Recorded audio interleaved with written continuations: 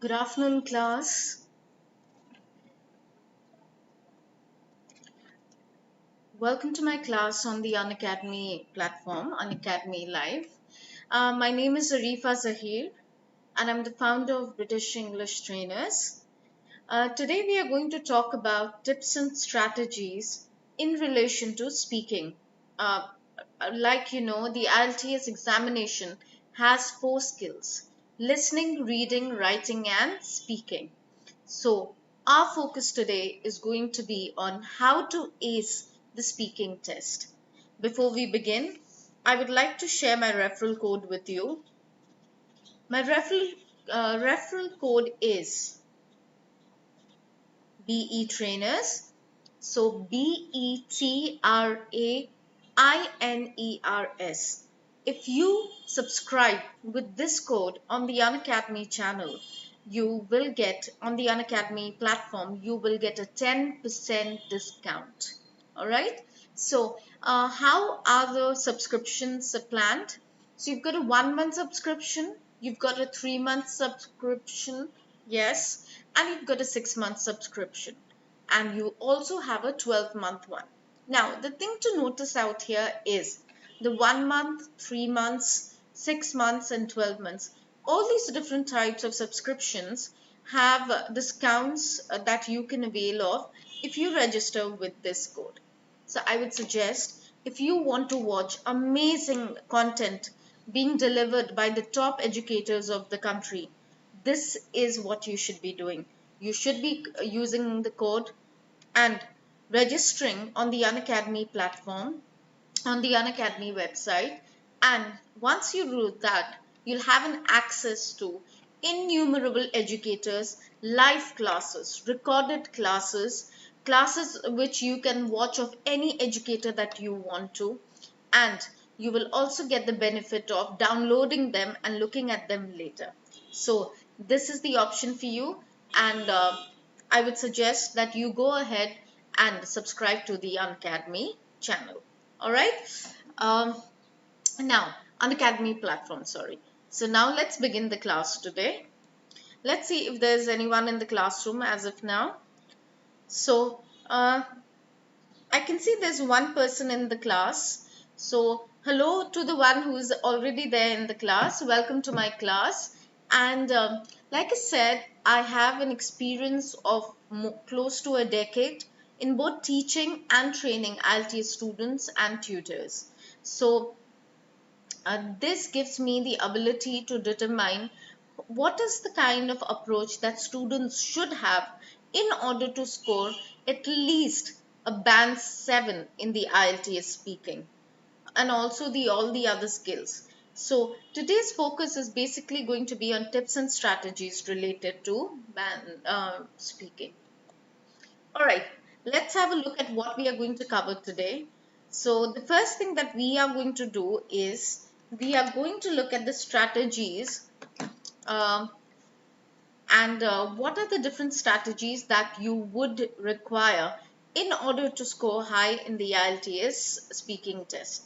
So the first one is you need to know about the examination. So your knowledge about the examination has to be absolutely clear. You should know what stage is followed after what, and how are you supposed to behave in each of the stages, that is, speak in each of the stages. All right. The other one is signposting language. I cannot tell you how important signposting language is, and repeatedly I ask my students to go ahead and do this for not only the speaking examination but also for the writing, the listening, and the analysis of the reading examination. The third strategy is for pronunciation. Just a second, where has the pen vanished? So yeah, is for pronunciation. The fourth, fluency, and the fifth one is how to answer the whys. So these are the 5 topics on which we now let's move ahead. We have someone in the class, so let me have a look at that.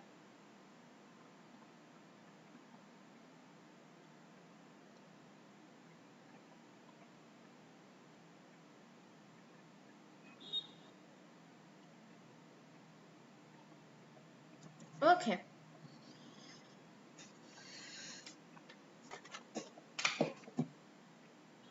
So I've kept my mobile phone open before me. You can post your questions as we do the class, and if there are any queries, I will be more than happy to answer them. All right. Now let's begin. Very important to have the knowledge about the examination.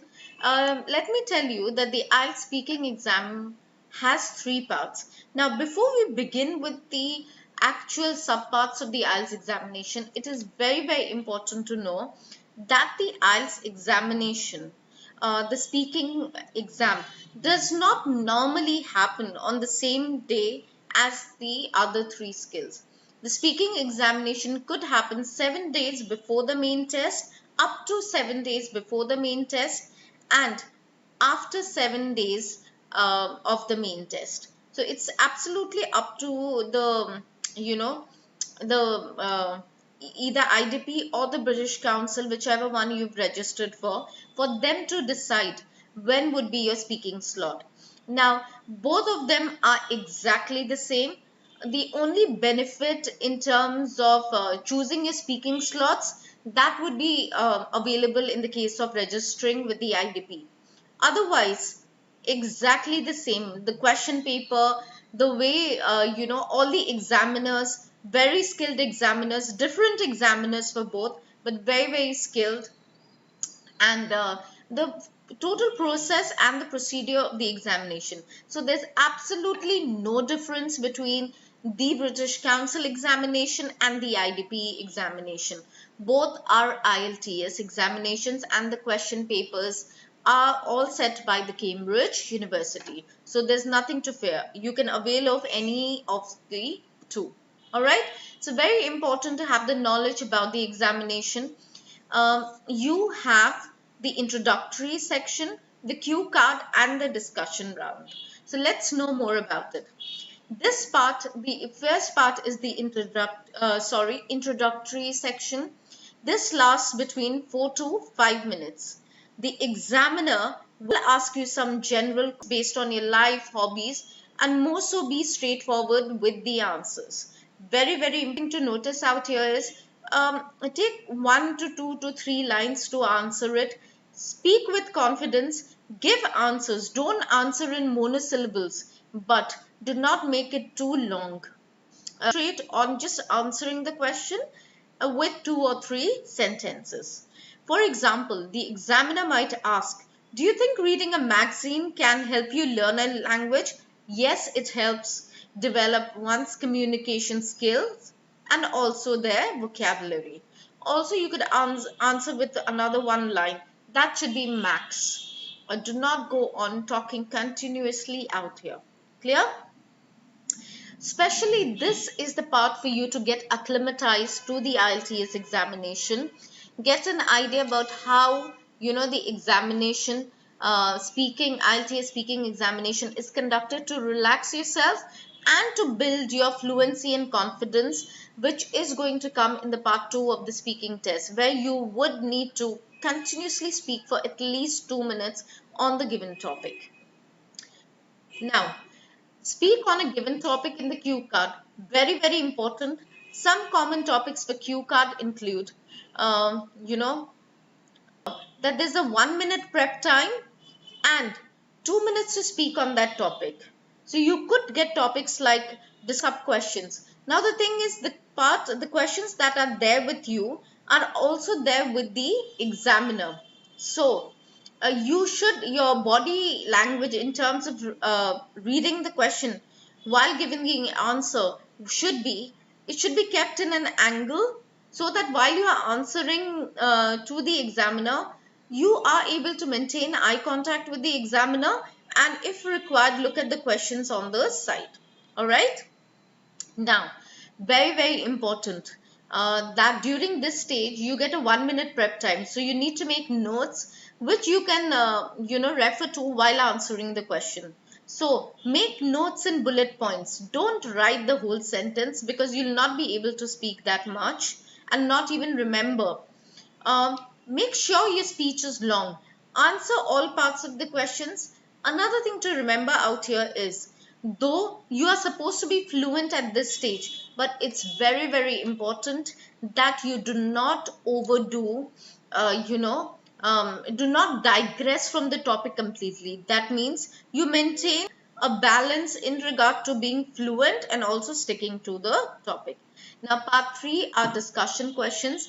In this stage, the examiner asks you to give answers to particular questions. Make sure there are like 4 to 5 questions. In fact, sometimes it can be even more, depending on how fast you are answering these questions. So let's revise again. The first part is 4 to 5 minutes. Then you get the second part is 1 minute prep time and 2 time. The third part is again 4 to 5 minutes. The thing to remember out here is make sure you know the relevant information about the topic, because here you have to use language digress. Repeatedly, I keep saying this. Please take note of it. Just because you are supposed to be fluent and you are supposed to give your answers in regard to the question, they completely get distracted from the topic. Try answering as per the topic.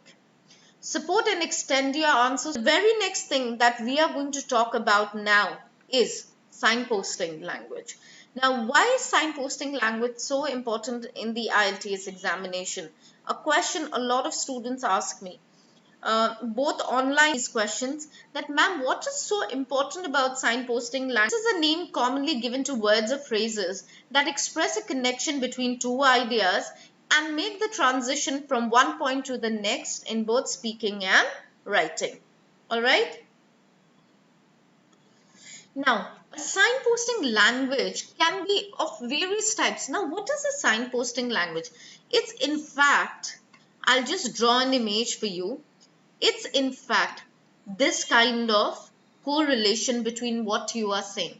So when we speak in the IELTS speaking test, we tend to sometimes speak sentences without connecting them properly with the next sentence. So for example, if you're talking about a particular point in regard to, say, a particular idea, why do I like someone? Why do I admire the other person? One of the main reasons that is a signpost, firstly, is again a signpost. Firstly is because she is a person who is very kind to everyone. Then you say, also another reason why I look up to her is because she is an honest and an upright person. So that's the second reason. So you see, all these main reasons, all these are signposts. So a signpost could be a word, a phrase, or a sentence. Clear? Now next, we are just going to have a look at the different types of signposts so that you are able to understand what these are and adopt them in your language. Another thing to remember is I've done a separate class on signposting language. It is there on the Unacademy platform, on the Unacademy website. You just need to go look for British English trainers, and under my page there is a free video on signposting. That means if you just follow me there, you will be able to look at the video and get an idea about what signposting language is in detail and how to use it. All right. Now, these are the various examples of how you can use signposts. So you've got opening at the beginning to start with, giving examples. For example, let me give you an example. Listing firstly, secondly, and finally. On one hand, on the other hand, on the contrary. Transitions. Let's move on to another aspect. Now, if we may change the topic, I would lots of animals which are the friends of the elephant. So if your topic was the elephant and you're bringing about a little transition to expand your ideas, you can definitely use this. To conclude at the end, two types of signposting language which you can definitely use during your IELTS speaking test. Now remember, fluency and cohesion is an essential part of it's very important that what you say should be connected, and what better way to connect the different sentences than with the signposting language. All right. Now, the posting language. So to introduce a sequence of points, you could use this language. Firstly, secondly, to begin with, initially, to introduce a sequence of points in your argument. This is mostly used in part 3 of the IELTS speaking test. As noted above, as stated previously, as it is discussed below, as you've mentioned in the question, to add an idea. Also, another aspect that I would like to add about why I enjoyed that particular trip so much is because, so you could use also, you could use another reason additionally. So all these different types of languages, signposting languages, are used to add information. For example, for instance, to demonstrate, as an illustration, example, to illustrate. So these are the different types. Again, for signposting language, to give examples. To generalize, as rule, normally, again, it's in the part 3 of the IELTS speaking test that you need signposting language to generalize. So if a question is asked to you, why has there been a rise in people becoming, obesity nowadays? Why are more people obese nowadays? So you could say, for the most part, it has been noticed because, excuse me, in general, it can be seen, or for the most part, it can be seen. In general, it can be seen that due to the rise of consumption of junk food, there has been a rise in an increase in people becoming obese. Now, again, different types of signposts here compared with, in the same way, similarly, in comparison with, likewise, whereas. Now, these are different types of signposting languages. You can use the ones which you are most comfortable with. My suggestion to you would be pick up 2 or 3 out of each of these types and get into a habit of practicing them when you are doing your speaking test practice. To introduce a fact, to state the obvious, after all, clearly, naturally, and again, some others for giving result, proof, or logical conclusion. Now, strategy 3, one of the most important parts of the IELTS speaking test is pronunciation. Now, some very important things that you need to be aware about pronunciation is the word pronunciation features relates to all aspects of pronunciation, and I've listed some below for you. Intonation, basically, these are the different aspects. Let me just tell you, these are the different aspects based on which, you can enhance your pronunciation skills. Since pronunciation is a major part of the IELTS speaking test, you get separate marks for pronunciation. The 4 assessment criteria are grammatical range and accuracy, lexical resource, pronunciation, and fluency and cohesion. So, the word pronunciation includes a lot of aspects when it comes to IELTS. Things that you need to take note of while you are speaking. Intonation, basically whether your voice goes up and down in the right places. For example, when you are asking a question. So, if you are asking a question to someone and you tell them, okay, where is this place? Then it sounds like a question because WH, there was a rise and then there was a fall. But if you say, where is this place? It doesn't make any sense. So intonation, the correct intonation is very, very important.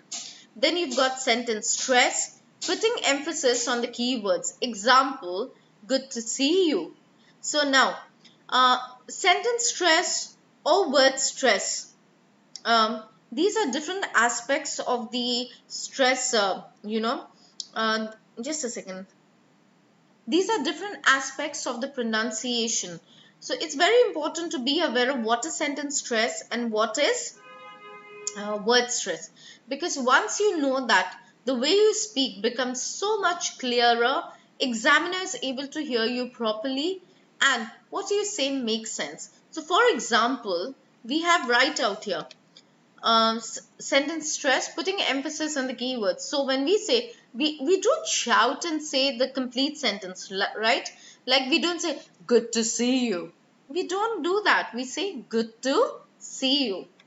Now, the other aspect that you need to concentrate on is weak sounds. Putting less emphasis on grammar words. I want to go because, rather than saying I want to go, becomes, you should be saying I wanna go, I want to go, want to go.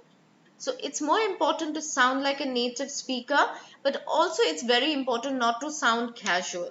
So you have to be very, very careful. Now, the other pronunciation tool is elision, which is losing sounds when they come together. So rather than saying I used to drink, you say I used to drink, used her, I used her drink. So it becomes used her.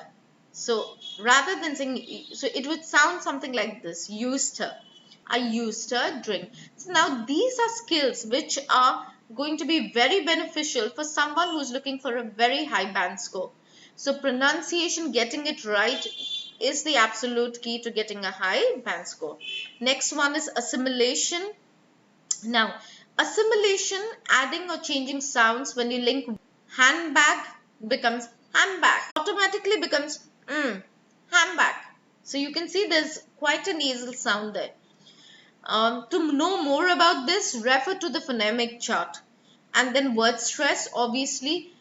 Sometimes we notice people tend to focus on certain parts of the word, certain syllables of the word incorrectly.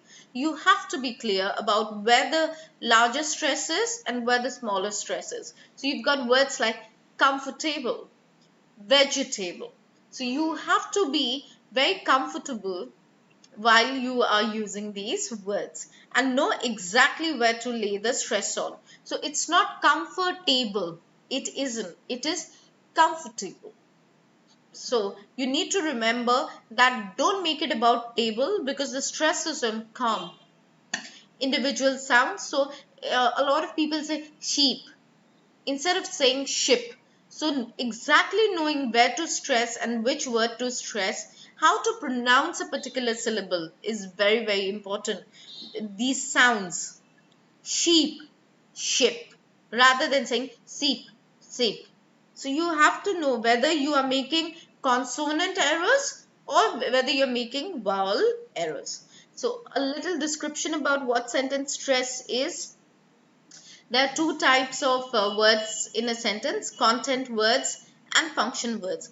Content words are the words that carry meaning. They are often verbs, nouns, adjectives and adverbs. It's very important to stress upon these words when you are doing the IELTS speaking, when you're saying a sentence. So we normally stress on content words because they are the most important. Without them, the sentence has no meaning. So rather than stressing on function words, which are mostly grammar rules like is, are, the obviously needs to be stressed if you're talking about something very important or a vowel. But otherwise, refrain from stressing words in a sentence. Now, anyone who's going to watch this later, I'm going to pause just for 30 to 45 seconds for you to have a look at this, and you could use this to practice your pronunciation. Clear? Now let's move ahead. So these are the top tips. Use contractions. Say I'd, I'm, I can't. Don't use the uncontracted words. Check which individual sounds are difficult for you. Develop rhythm by stressing content words more than function or every letter. Practice word stress. I've done an example for you here. So advert. So you go advert, advertisement. The one where the stress is, you have to stress upon that word. How would you know that? Every dictionary, online, offline dictionary, has very clear the stress is in a word is marked clearly out there with the help of apostrophes, with an apostrophe. Just look at that. Try to practice it. You can even go to Cambridge Online Dictionary and write down the words that you would want to pronounce in a better manner and follow the format. It has both British and American. Now, strategy 4 is fluency. The most common problems for fluency are, and since fluency and cohesion forms an integral part of the IELTS speaking test, it's very, very important to know how to identify what are the problems that cause you from not speaking fluently. All right. So, trying to speak too quickly. When you speak too quickly, you eat up your words.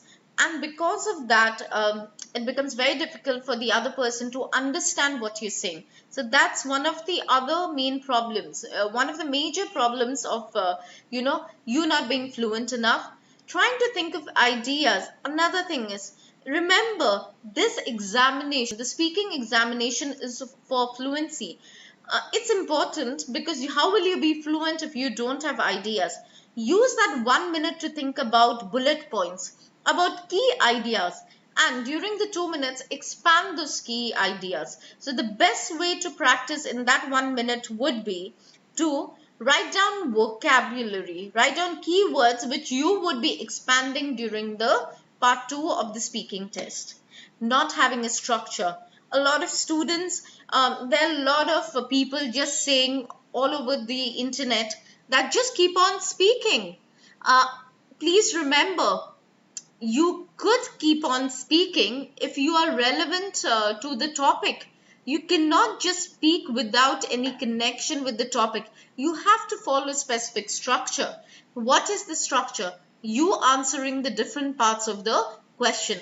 Also rest a little bit, but not too much. So that's again some students focus too much on grammar and vocabulary. If you keep doing try to practice a lot at home so that you do not make errors like this. And my most favorite one, if you don't practice, you're not going to do well. So request you to keep practicing and not using hesitation fillers. It's very, very natural to say okay, yeah, okay. You shouldn't be doing it too often, but absolutely fine. Now, what are the solutions? Focus on speaking calmly and smoothly. You must talk about the general topic at the top of the cue card. Post that, you could introduce the topic, give a description of the topic, or tell a personal story about the topic. So you can expand it in so many other ways. So don't stick just to the questions which are given. Do further associated ideas to get higher scores. Practice as many questions as possible. Accept that making hesitation sounds will happen, and they're totally natural and acceptable as long as you don't overdo them. And speak clearly. Speaking clearly is very, very important. Use hesitation fillers. Don't give up. I've done this for you. Rather than saying, I don't know, I can't answer that question, say, that's a tricky question. Let me think about that. Yeah, I guess I would say that. Clear? So that is how you do your fluency and get good scores for fluency. Now, the last strategy, the strategy 5, answering the whys. So you'll get a lot of questions. The examiner is continuously going to ask you why. So out here, it's very, very important to know that in part 3 especially, part 1 also to an extent, but part 1 she follows a more structured format. But in part 3, the examiner can ask you follow-up questions. So if you've ever taken the IELTS exam before, for the ones you have, you will notice that the examiners keep asking why. This is because she needs you to say more so she can accurately evaluate your. If the examiner feels she has to coax information out of you continuously by asking why, you could be marked less for fluency. Now, so what do? So you practice at home on how to answer the whys. So if you've normally the whys get more if you give less information. But if you answer the question in a proper manner, the examiner is going to ask you the lesser wise and is going to ask you more formatted questions. All right. Uh, Short responses should be restricted. Try explaining the answers so that the examiner does not have to ask you too many whys. Remember, band 6, the band descriptor tells you willing to speak at length for a person to get a band 6. But in band 5, there's nothing that is mentioned in terms of fluency. So it is very important that you are fluent with what you're saying. So you need to say a little more than what you would know. Even if your grammar is broken, try speaking. Keep on speaking. Remember, even if you lose marks for grammar, you'll still get marks for fluency. So it's very important that you keep practicing the whys. That means you keep learning how to cope up with the whys. The whys will go down if you speak in length. Otherwise, there's going to be a plenty of this usage. I hope all the 5 strategies have been useful or will be useful to you to get a good band score in IELTS speaking test. Before I end the class today, I would like to share my referral code with you. My referral code is BE Trainers. You'll get a 10% discount if you register with this code on the Unacademy platform, if you subscribe. Now, these are the 5 skills. There are 5 strategies. There are many more strategies which you can follow in order to score a higher band score in the IELTS speaking test. I have made things easier for you in the course that I have already started yesterday. And in that course, I am going to share with you